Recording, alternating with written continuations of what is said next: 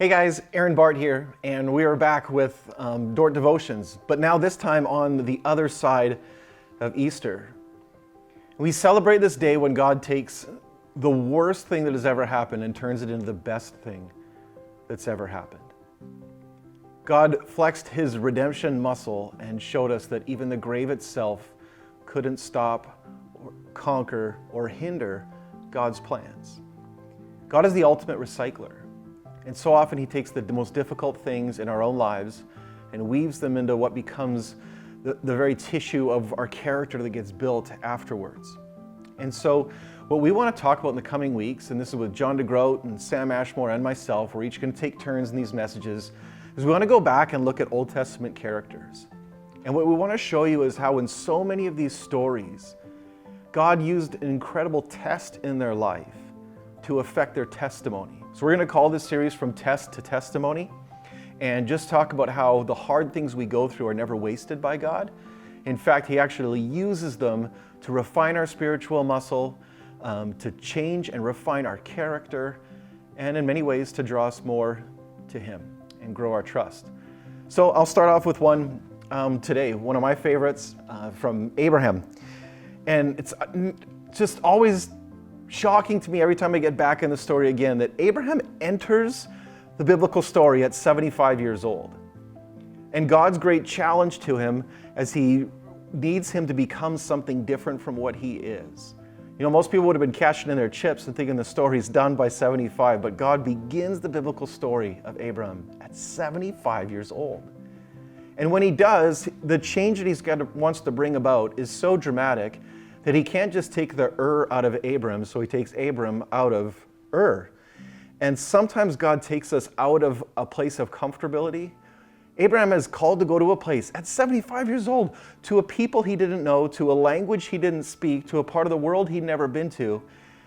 And one of the other fascinating things about this story is we often talk about transformation, sort of like rags to riches stories. Abraham's goes in reverse. You see, it's actually a lot easier to leave failure and attempt for success, but Abraham was kind of killing it in Ur. And he had a lot of property and a lot of people and was a very, very wealthy man. So leaving success at the call of God is something else we see in his story. Let's get right into the text. Genesis 12. The Lord had said to Abram, "Go from your country, your people, and your father's household. Go from everything you already know to somewhere you don't, to the land I will show you.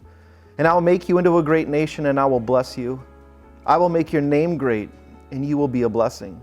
I will bless those who bless you, and whoever curses you I will curse, and all the peoples on earth will be blessed through you."